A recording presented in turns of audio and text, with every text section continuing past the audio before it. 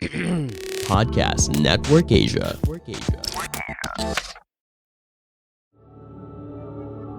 This episode may include topics, references, or discussions around sexual assault, domestic violence, stalking, physical violence, or subject matters that may be disturbing to some of our listeners. We do acknowledge that this content may be difficult. We also encourage you to care for your safety and well-being.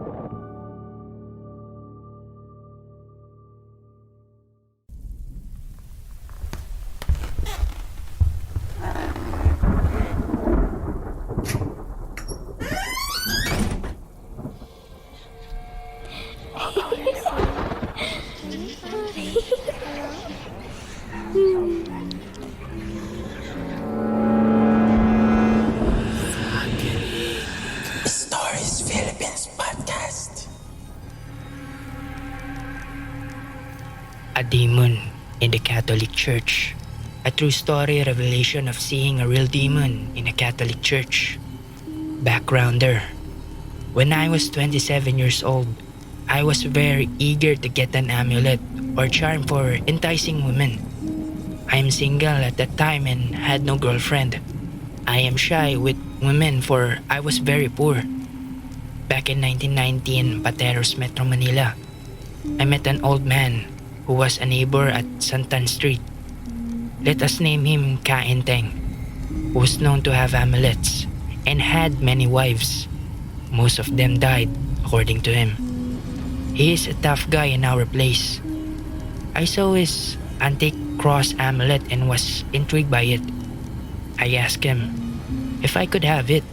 He said after some reluctance, yes. He made some Latin prayers on my pate or bunbunan with words mortem on it. I felt that my skull got warmer and bloated and felt dizzy. For some days, I feel very uncomfortable. My hairs on the arms and head rose up for no apparent reason. I felt like I am dying. Then I experienced as if an invisible hole was punctured in my pate. I heard screaming and cursing voices on the top of my head, cursing the heavens with unspeakable words. Because I am a religious person, I poured holy water on my pate. What happened is that my hair moved whenever I poured holy water, as if a spirit or air is moving out of my head. It did not stop there. I was not able to concentrate and started seeing visions of the dark images in the underworld. December 16, 1990, at about 12 o'clock midnight. I do not know what pushed me to go to the nearest church in Pembo.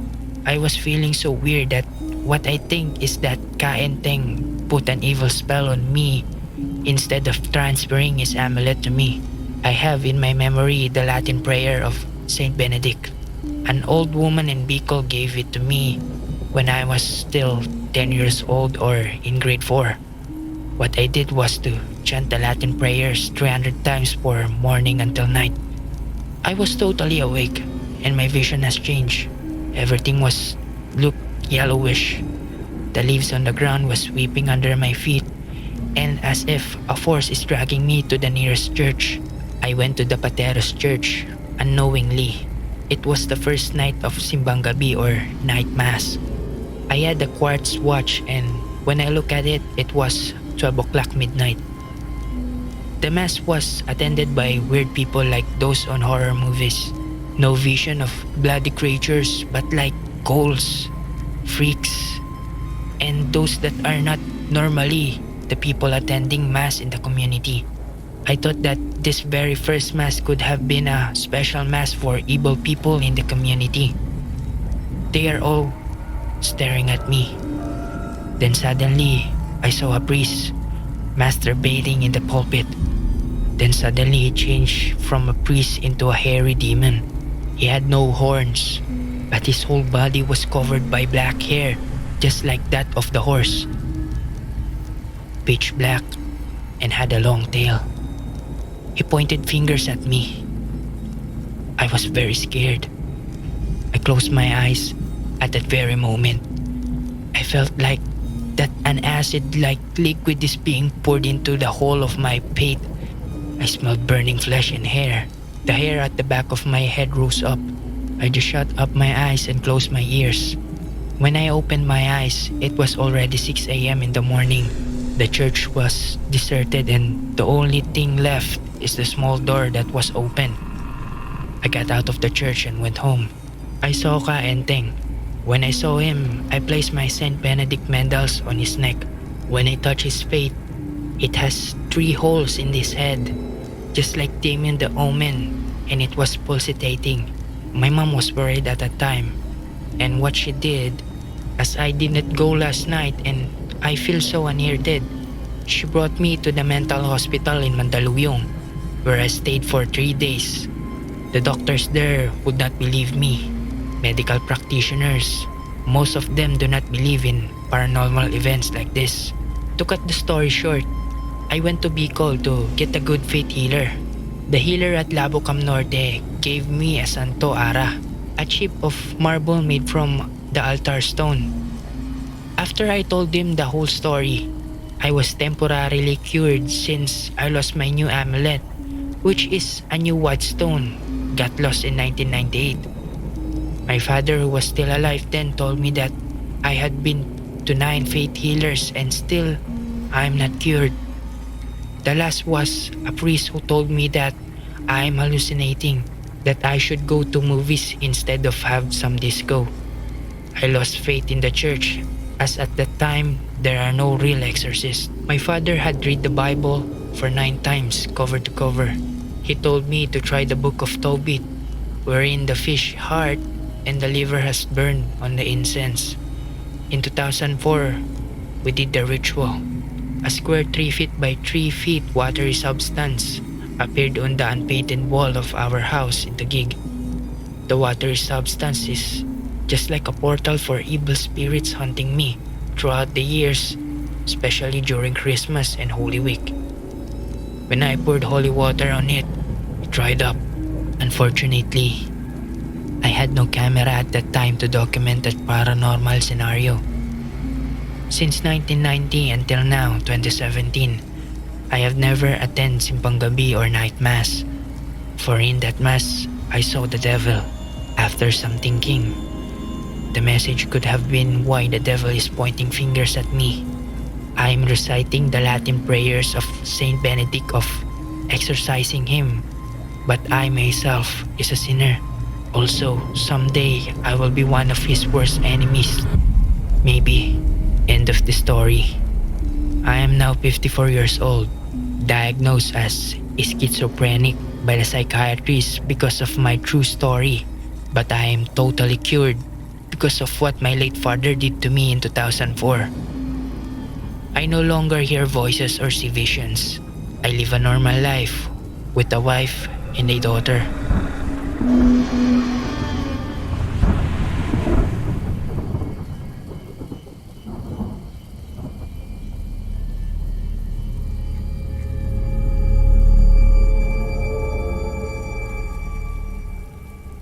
Backmasking sa panulit ni Tristan Martin.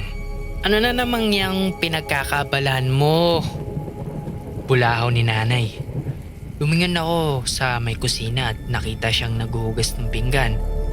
Puro na lang kademonyo ng pinakikinggan mo.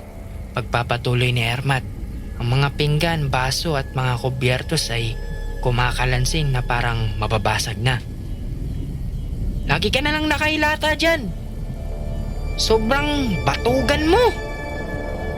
Daan-daan akong umupo mula sa pagkakaiga ko sa sofa. Nay, hindi naman kademonyan itong pinapakinggan ko. Music to. Saka, day off ko naman po. Nagpapahinga lang ako. Anong music? Sagot niya sabay harap sa akin. Hindi ba't rock and roll yung pinapakinggan mo? Kanina pa nakakatulili sa tenga. Ang ingay niyan eh. Hindi ba't sinabi ni Pastor Romy na satanista ang mga rock and roll na yan?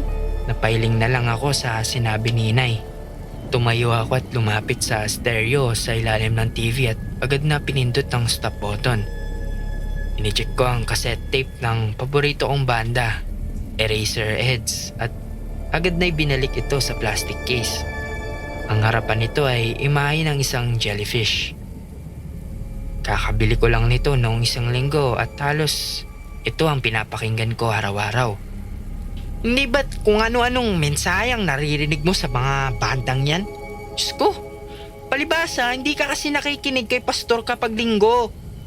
May mga satanistang panalangin ng mga kantang yan. May hidden message kapag binaliktad mo. Yung backmarking ba yun? Backmasking, inay. Sagot ko naman habang mabagal na naglalakad papunta sa aking kwarto. Oo, yun nga. Sabi niya habang tumango-tango ang ulo. Ang kanyang boses ay lalo pang lumakas. Naku! Pinarinig sa amin ni pastor yung backmasking na yan. Nakakilabot. Biruin mo, kapag pinatugtog mo yan ng pabaliktad, naku, minumura ang Diyos. Opo, inay. Malumanay kong sagot. Ilang beses na naming napag-usapan ito. Paulit-ulit lang naman ang kanyang sinasabi. Sabi ni pastor sa ganito. Nakakarindi at nakakasawa na. Kaya hindi na lamang ako nakikipagtalo pa dahil hindi naman ako mananalo sa kanya. Dito na muna ako sa kwarto ko. Ma, ito muna ako ha. May inuwi nga pala akong trabaho na kailangan kong tapusin. Pagsisinungaling ko. Dumiretso na ako sa aking silid at isinira ang pinto. Sa labas ay naririnig ko pa rin si inay na hindi pa rin tapos sa kanyang sermon. Hay buhay, sabi ko sabay buntong hininga. Umupo ako sa aking kama at ibinalik ang album ng Eraserhead sa aking lamesa, kung saan nakadisplay ang iba pang kaset ng aking paboritong banda. River Maya, Yano, Orient Pearl, Wolfgang, The Dawn, marami pang iba. Mukhang kailangan ko nang bumili ng Walkman. Bulong sa aking sarili. Hindi na ako makapakinig ng music ng maayos. Palagi na lang may nakikialam. Ewan ko kung bakit nila sinisiraan ng alternative music, rock and roll at hip hop. Ang gusto lang naman namin ay mag-enjoy at mag-relax sa saliw ng paborito naming mga kanta. Masama ba kapag ang isang kanta ay malakas at maingay? May sa demonyo na ba kaagad kung ang isang musika ay puno ng malalakas at pagkaskas ng electric guitar? Masamang ehemplo na ba sa mga kabataan kapag ang bokalista ay sumisigaw sa mikropono? Palibhasa ay puro mga kalumang pag-iisip ng mga taong ito na galit sa mga kantang sikat ngayon, sa mga kantang kinahuhumalingan namin. At ngayon nga, napapabalita pa sa TV ang tungkol sa backmasking, na kapag pinatugtog mo raw ang isang kanta ng pabaligtad, maaari raw na may tinatago itong lihim na mensahe. Mga mensaheng nakakatakot at nakakapangilabot. At kapag paulit-ulit mo raw itong pinakinggan, tiyak na maapektuhan ang pag-iisip mo. Pambihira, sabi ko sa hangin. Sino ba naman ang makikinig sa isang kanta ng pabaliktad? Wala lang yatang magawa ang mga taong iyon at nagpapasikat lang. Kinuha ko ang aking unan at itinakip ito sa aking muka. Pagkatapos ay sumigaw ako ng malakas. Idinian ko pa ang unan sa aking bibig at muling sumigaw. At isa pa. At isa pa. Kinabukasan maaga akong dumating sa trabaho. Hindi naman kasi gaanong kalayo ang opisina namin sa aming bahay. Kahit na maaga pa ay sinimulan ko ng mga dokumentong kailangan maipasa ngayong linggo at baka matambakan lang ako ng trabaho. Siguradong sisermonan na naman ako ni boss pag nagkataon.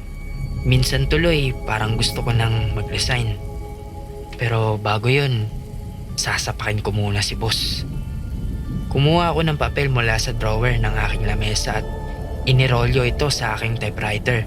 Napuno ang aming maliit na opisina ng malalakas na takat-takatak mula sa pagtipa ko sa tiklado ng makinalya. Maya-maya lamang ay isa-isa nang nagdatingan ang aking mga katrabaho. Sa aming lunch break ay niyaya ako ni Lorenzo na kumain sa Cindy's kasama ang iba pa naming mga kaopisina. Di naman ako tumanggi sapagkat wala akong dalang baon at gutom na rin ako. Habang hiniimay ko ang in-order kong chicken barbecue, biglang nagsalita si Lorenzo. Guys, napanood nyo ba yung balita kagabi? Naku, oo.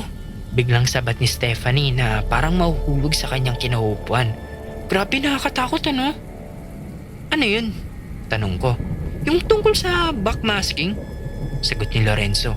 Bigla akong napangiwi sa kanyang sinabi. Eto na naman sila. Naisip ko. May hirap na talaga ang panahon ngayon ano? Sobrang advanced na ng technology natin. Masyado nang nakakatakot. Ngayon may mga hidden messages pa sa mga kanta.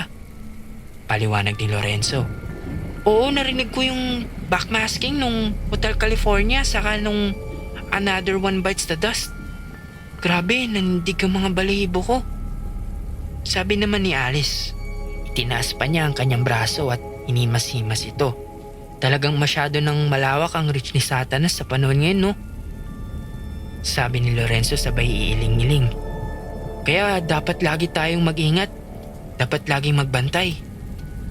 Nakalimutan ko na isa nga palang born again Christian itong si Lorenzo. At sa hindi ko malamang kadahilanan, maraming mga born again na leaders at mga pastor na ginagawang target ng mga popular na kanta at musika. Hindi ko alam kung bakit gigil na gigil sila at kumbinsidong-kumbinsido na pakana ito ng Diablo. Marami na nga raw ang nabaliw dahil sa pakikinig ng ganong musika.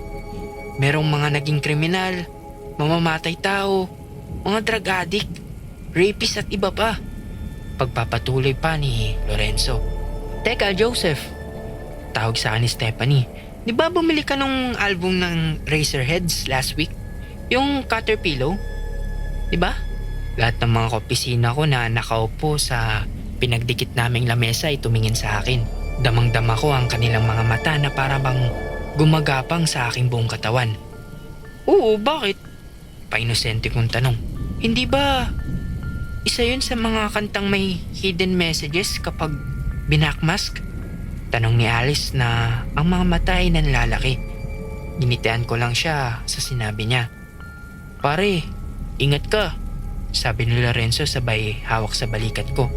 Minsan hindi natin alam, inaatake na pala tayo ni Satanas sa mga napapanood at napapakinggan natin. Akala mo simpleng music lang pero nanganganib na pala ang kaluluwa mo. Tumango-tango ang ilan sa mga kasamaan ko. Ang isa ay nag-sign of the cross pa. Ako naman ay pilit na pinigilan ang aking pagtawa na mukhang nahalata rin naman ni Lorenzo. Pare, hindi naman sa nakikialam ako. Pagpapatuloy pa niya. Pero bakit hindi mo subukan para malaman mo ang totoo? Subukan mong i-backmas ang tape na yun at pakinggan mo. Kayo rin, subukan nyo. Sabi rin niya sa iba kong mga kaopisina. Nako, isipin ko pa nga lang na tatakot na ako. Sapat ni Alice. Hindi ko kayang gawin yun. Subukan mo mukha mo. Sabi ko sa isip ko sabay iling ng konti. Sipahin kita dyan kapag hindi ka pa nagtigil. Hindi ko na kinausap pa si Lorenzo pagbalik sa opisina hanggang mag-uwian. Mga pakialamero. Puro na nga stress sa trabaho at bahay, papakilaman pa nilang nag-iisang hilig ko. Nasabi ko pala ito ng malakas kaya pinagtinginan ako ng mga kasakay ko sa jeep. Papatunayan ko sa inyo, di totoo ang backmasking. Sabi ko sabay tawa. Tinignan ko ang mga mukha ng mga taong nakatingin sa akin ngunit lalo lamang akong natawa sa kanilang itsura. Hanggang sa makababa ako ng bus ay tumatawa ako. Pagdating sa bahay ay tinungo ko kaagad ang aking kwarto. Binitiwan ko ang aking bag at dumiretso sa aking lamesa. Agad kong kinuha ang isa sa mga cassettes at binuksan ito. Hindi ko na napansin kung anong album ang kinuha ko. Nanginginig ang aking kamay. Itinaktak ko ang tape at ihinulog sa ibabaw ng aking lamesa kasama ang cover na papel. Hidden message? Hindi totoo yung mga yan. Mula sa ilalim ng aking lamesa ay kinuha ko ang aking maliit na toolbox. Agad kong kinuha ang isang screwdriver at dinampot ang cassette tape. Sinipat ko ang 4 na tornilyo sa bawat kanto ng tape at maingat itong dinistrong ka. Ramdam ko ang pagguhit ng pawis sa aking noo habang dahan-dahan kong tinatanggal ang 2 bilog na spool na pinag-iikutan ng brown na tape. Nanginginig ang aking mga daliri pero matagumpay ko naman silang naipagpalit ng pwesto. Matapos ayusin ng tape ay sinigurado kong mahigpit ng pagkakaayos dito. Muli kong pinagdikit ang dalawang bahagi ng cassettes at isa-isang binalik ang mga tornilyo. Lumabas ako ng kwarto at dumiretso sa salas. "Inay!" Tawag ko. Walang sumagot. Mukhang nasa labas si Inay at malamang nakikipagchismisan. Yumuko ako sa harapan ng aming radyo at isinalpak ang hawak kong tape. Pinindot ang rewind at makalipas ang ilang segundo ay tumigil din ito. Lagot kayo sa akin kapag hindi ito totoo. Agad kong pinindot ang play button. Binilang ko ang segundong lumipas. 1, 2, 5, 10. Isang kakaibang tunog ang nagsimulang lumabas mula sa dalawang speaker ng aming stereo. Sa simula ay parang pangkaraniwang tunog lamang ng mga instrumento. Ngunit hindi nagtagal ay bigla ito nagbago. Para bang sintonado na ang mga gitara. Walang gana. Dumagdag pa ang kakaibang dugundong ng mga tambol na parang bang galing sa isang lumang timba na inahampas ng isang patpat. Hanggang sa mayroon akong marinig na boses. Ilang boses na kumakanta. "Ano to?" Mahina kong sabi. Hindi ko maintindihan ang mga linya ng kanta. Para bang nagsasalita ang bokalista sa ibang lengguwahe. Kahit ayaw kong aminin, tumaas ang balahibo ko sa braso at batok. Mas inilapit ko pa ang aking tenga sa isa sa mga speaker. Pinilit kong intindihin ang mga sinasabi sa kanta. Pumikit ako, nakiramdam. Kakaiba ang saliw ng mga tunog. Halos hindi mo matatawag na musika. Bigla-biglang may titinis at pagkatapos ay bababa ang timbre. Walang anumang magtatagpo ang kaayusan. Idinilat ko ang aking mga mata. Wala akong maintindihan. Walang anumang nabubuong salita o mensahe mula sa nakabackmask na kantang ito. At ano pa ba ang inaasahan ko? Ano ba naman talaga ang mangyayari kapag binaliktad mo ang isang kanta o isang salita? Wala naman, di ba? Talagang produkto lamang ng imahinasyon ng mga narinig kong mga taong gustong sumira ng sikat na bandang ngayon. Umiling-iling ako. Inisip ang aking sasabihin kay Lorenzo bukas. Walang niyang Lorenzo yan? Ang lakas manakot. Tumawa ako ng malakas at pinindot ang stop button. Ngunit napanganga lamang ako sa mga sumunod na nangyari. Hindi tumigil ang kanta. Narinig ko pa rin ang binaligtad na musika mula sa speakers. Nananatiling nakapindot ang play button. Ano? Muli kong pinindot ang stop ngunit patuloy pa rin ang pagtugtog. Pinindot ko itong muli, halos tusukin ko na ito ng aking hintuturo. Paulit-ulit. Paulit-ulit. Ngunit hindi tumigil ang kanta. Sa katunayan ay parang lalo pa itong lumalakas. Gawin mo. Napaigtad ako sa aking narinig. Galing ito sa speakers. Gawin mo ang gusto mo.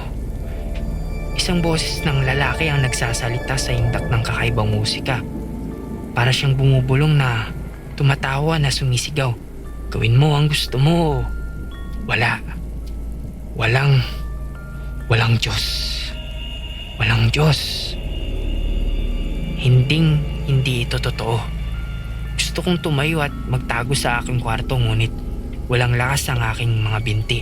Kahit ang aking mga kamay ay parang gulay na nakalaylay sa aking tagiliran. Hindi totoo ito. Hindi ito totoo. Gawin mo ang gusto mo. Huwag mong pigilan. Walang Diyos. Hindi. Guni-guni ko lang ang lahat ng to. Imahinasyon ko lang. Panaginip ko lang. Bangungot, tama. Isang bangungot. Pumikit ako at tinakpan ang magkabila kong tenga. Hindi ito totoo. Hindi ito totoo. Hindi ito totoo. Gawin mo ang gusto mo. Walang Diyos. Walang bawal. Huwag mong pigilan. Walang Diyos. Walang. Anong ginagawa mo dyan? Biglang tumigil ang musika. Dumilat ako at lumingon sa aking likuran. Nakita ko si Inay. Nakatayo sa may pintuan at nakapamewang. Inay, anong kinakalikot mo dyan? Tanong niya sa akin. Umiling ako at muling ipinaling ang aking tingin sa aming radyo. Hindi na nakapindot ang play button. Naka-eject na rin ng cassettes. Nakanganga ito na parang niluwa ng nakabackmask na tape. Patay ang radyo. Ano bang ginagawa mo? Tanong ni Inay sabay kamot ng ulo. Ay naku, pambihira naman yung kuryente na yan. 3 oras ng brownout. Hanggang ngayon wala pa ring ilaw. Brownout? Pabulong kong salita. Lumingon ako at tumingala sa kisame. Doon ko lamang napansin na madilim ang buong bahay namin. Patay ang mga bumbilya at ang ceiling fan. Bumili ka nga ng kandila. Gawin mo ang gusto mo. Gawin mo. Walang Diyos. Totoo nga, Inay. Sabi ko sabay tawa. Hinawakan ko ang aking buhok. Halos sinasabunutan ko ang aking sarili ngunit wala akong nadaramang sakit. Ano? Totoo nga, Inay. Totoo nga ang hidden message. Totoo ma. Totoo, Nay. Tumayo ako at hinarap si Inay. Pagkatapos ay sinunggabang ko siya. Lorenzo! Gising! Gising, Lorenzo! Sinampal ko si Lorenzo ng 3 beses hanggang sa kumurap-kurap ang kanyang mga mata. Madilim ang kanyang silid. Ang lahat ng ilaw ay nakapatay. Joseph? Ginagawa mo rito? Paano ka nakapasok?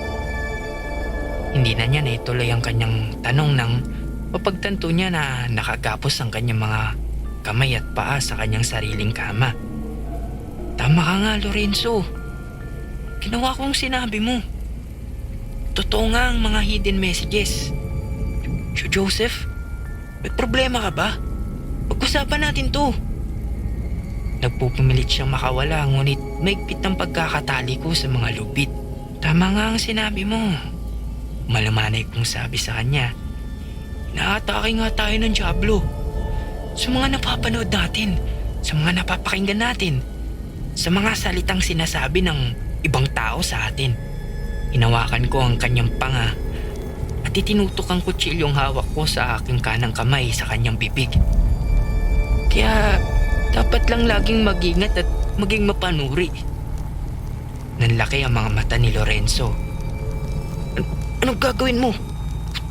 Tulong! Tol! Sinapak ko siya ng 2 beses. Kaya't hindi na siya nasigaw pa. Bagyang lumaylay ang kanyang ulo at daduling ang kanyang mga mata. Gusto ko lang makasiguro sa mga sinasabi mo. Puro Diyos ang bukang bibig mo pero baka ginagamit ka na rin ng demonyo. Baka meron ka ring hidden messages. Habang nahihilo pa siya binuka ko ang kanyang bibig at hinila ang kanyang dila palabas. Kaya't ibabakbas din kita. Babaliktarin ko ang dila mo. Kasabi ko nito ay sinimulan ko ng paghiwa.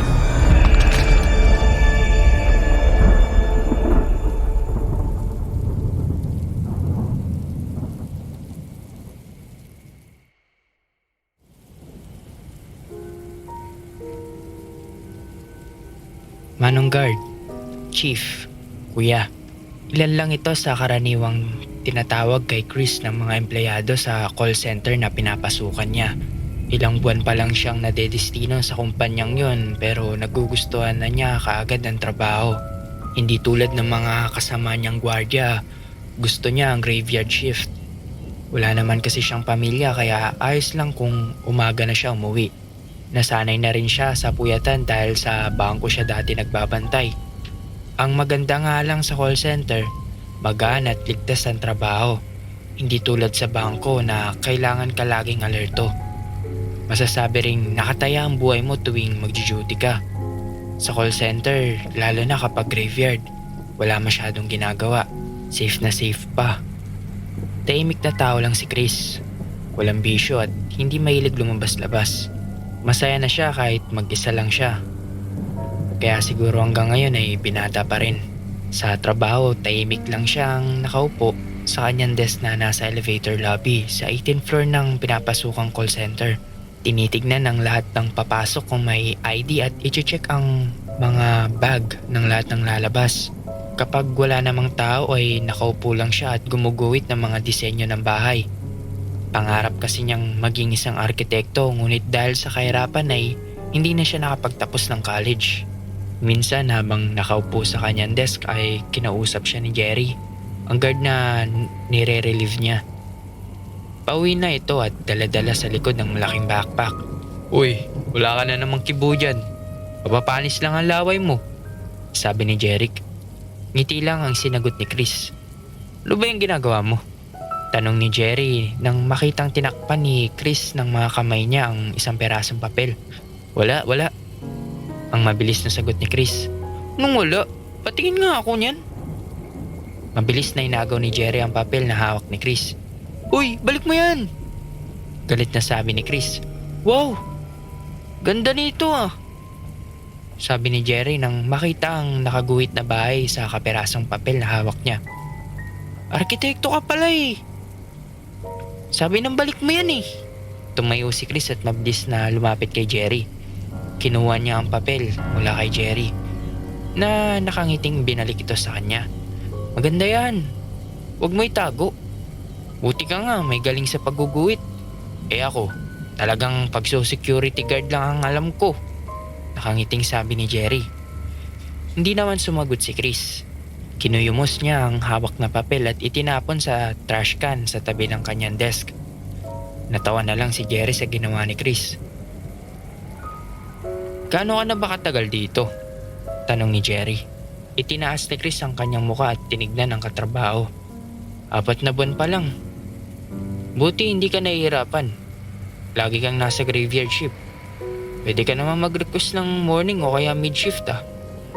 Umiling si Chris. "Graveyard talaga ang gusto ko. Tahimik kasi. Mas nakakapag-isip ako. Bago ka pa kasi, kaya gusto mo sa graveyard shift. Pero pag nakita mo si Lolo," may wagang sabi ni Jerry. Tinitigan ni Chris si Jerry. Nagtataka sa sinabi ng katrabaho. Hindi ito nakatingin sa kanya, kundi sa lapag. Para bang malalim ang iniisip. "Sinong lolo?" tanong ni Chris. Wala. Kaya mo na yun." Ang nakangiti ngunit halatang nababagabag na si Jerry. Pinindot niya ang down button ng elevator at mabilis namang nagbukas ang isa. "Sige, mauna na ako." Naiwan si Chris sa elevator lobby. Iniisip ang sinabi ni Jerry. Pero pag nakita mo si Lolo, ano kaya ang ibig sabihin nun? Iginala ni Chris ang kanyang mga mata. Medyo maliit lang ang elevator lobby dito sa 18th floor. Hugis pareha ba ito? Merong 6 na elevators, 3 sa bawat gilid. Sa magkakabilang dulo ay may salaming pintuan papasok sa call center. May automatic lock sa mga pintong ito at tanging mga empleyado lamang ang makakapagbukas nito gamit ang kanilang security badge. Ang desk niya ay nasa dulo nito. Ting! Matinis na tulog ng elevator. Pagbukas nito ay lumabas ang 2 babaeng nagtatawanan. "Hi, Chief!" Masayang bati nila sa kanya. "Good evening po, ma'am." Pinagmasdan ni Chris ang 2 hanggang sa makapasok. Pagkatapos ay kumuha siya ng scratch paper sa isang drawer ng kanyang desk at muling nagsimulang gumuhit. Mabilis ang paglipas ng oras para kay Chris kapag nasa graveyard shift siya, na isa pang dahilan kung bakit gusto niya ang shift na yun. Pagtingin niya sa maliit na orasan na nasa kanyang desk ay nakita niyang malapit na pala siyang mag-lunch break. Napangiti siya. Itinabi niya ang scratch paper na nagamit sa pagguhit at isinabit ang hawak na mechanical pencil sa kanyang polo. Ting! Napatingin si Chris sa elevator na nagbukas ngunit walang taong lumabas. Nawala ang ngiti niya sa muka. Baka mga loko-lokong pumindot ng 18th floor. Hindi naman pala dito bababa, nasabi niya sa sarili habang umiiling. Hindi niya maintindihan ng mga taong gumagawa ng ganon. Ano bang klaseng kaligayahan ang nakukuha nila kapag pinipindot nila ang hindi nila floor? Minsan tuloy ay naaabalan nila ang ibang tao. Lumipas ang ilang minuto bago napansin ni Chris na bukas pa rin ang pintuan ng elevator. Hindi rin umiilaw ang up and down sign na nasa itaas nito. Nagtaka siya dahil ngayon lang niya nakita ang ganitong pangyayari. Naku, nasira pa yata, naisip niya. Inabot niya ang telepono para tawagan ng maintenance department, ngunit bago pa man siya makadial ay biglang nagbukas din ang katapat ng elevator. Ngunit bago pa man siya makapag-dial ay biglang nagbukas din ang katapat ng bukas na elevator. At katulad ng huli, hindi din nagilaw ang up and down sign nito. Natahimik lang si Chris. Hindi alam ang gagawin. Pabalik-balik lang ang tingin niya sa magkatapat na bukas na elevator. Ano bang nangyayari dito? Tatayo sana siya ngunit bigla siyang nagulat nang may lalaking lumabas mula sa isang elevator at mabilis na tumawid at pumasok sa katapat na elevator. Pagkatapos ay sabay na nagsara ang dalawang elevator. Natulala si Chris sa nakita. Hindi niya gaanong napagmasdan ng lalaki dahil masyadong mabilis ang pangyayari. Ang tanging nasisiguro lang niya ay matanda na ito dahil puti na lahat ang buhok niya. Si Lolo. Ang mabilis niyang naisip. Tumayo siya at daang-daang lumapit sa elevator kung saan pumasok ang matandang lalaki. Pinindot niya ang down button. Ang mga daliri niya ay nanginginig sa kaba. Makalipas ng ilang minuto ay bumukas ito ngunit walang tao sa loob. Tinignan lang niya ang elevator at pagkatapos ay natawa. "Ano ka ba naman?" Ang malakas niyang nasabi sabay kamot sa ulo.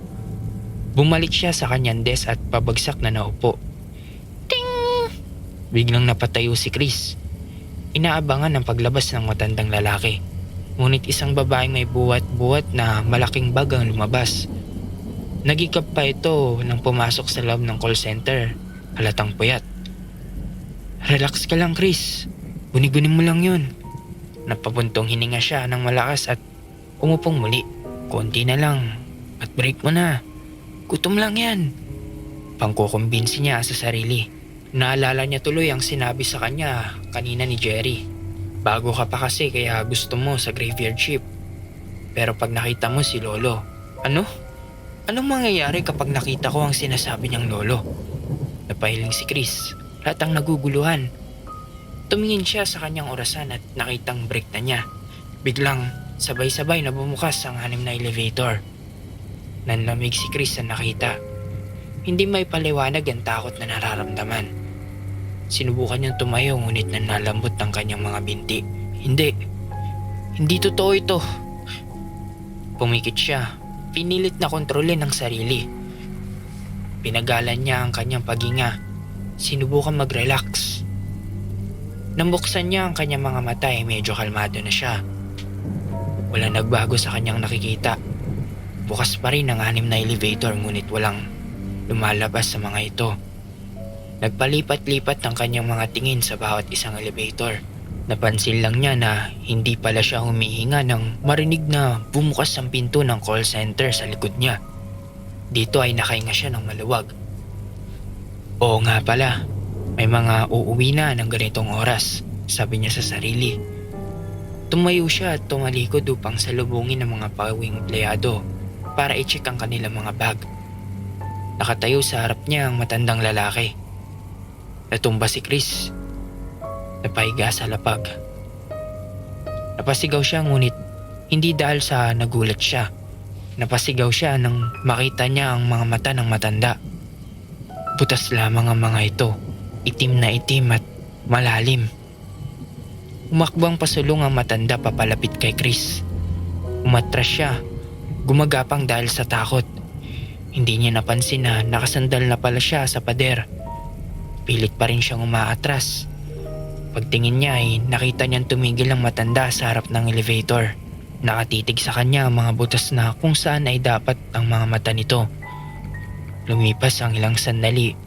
Pagkatapos ay dahan-dahang pumasok ang matanda sa elevator. Sabay-sabay na nagsara ang 6 na elevator. Niiwan si Chris sa lapag ng lobby. Umuungol at inihingal sa takot. Hindi nakapasok si Chris sa 2 sumunod na araw. Pagkabalik niya ay kinausap niya kaagad ng kanyang bisor. Umiling siya ng morning o kaya naman ay mid-shift. Tinignan siya ng kanyang bisor. Nakita ang maputlang mukha ni Chris. "O sige, pero hindi na dapat maulit yung pag-absent mo ha," sabi ng bisor. "Pasensya na po," mahinang sagot ni Chris. Tumango lang ang bisor na parang alam lang ang nangyari kay Chris. Pumunta si Chris sa CR para magsuot ng kanyang uniforme. Doon ay nakita niya si Jerry. Nakita mo ba si... Tanong nito kay Chris. Hindi siya kumibo. Nagpatuloy lang sa pagbibihis. Huwag ka mag-alala. Hindi naman nananakit yun. Seryosong sabi ni Jerry sabay labas ng CR. Pagkatapos magbihis ay dumiretso na si Chris sa kanyang desk sa elevator lobby. Nagmamasid, nakikiramdam, naninigis ang katawan sa tuwing maririnig ang matinis na ting ng elevator.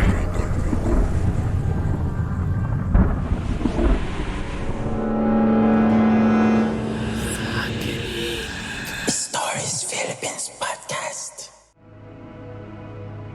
The views and opinions expressed by the podcast creators, hosts, and guests do not necessarily reflect the official policy and position of Podcast Network Asia, the hosts of the program, or other programs of the network. Any content provided by the people on the podcast are of their own opinion and are not intended to malign any religion, ethnic group, club, organization, company, individual, or anyone or anything.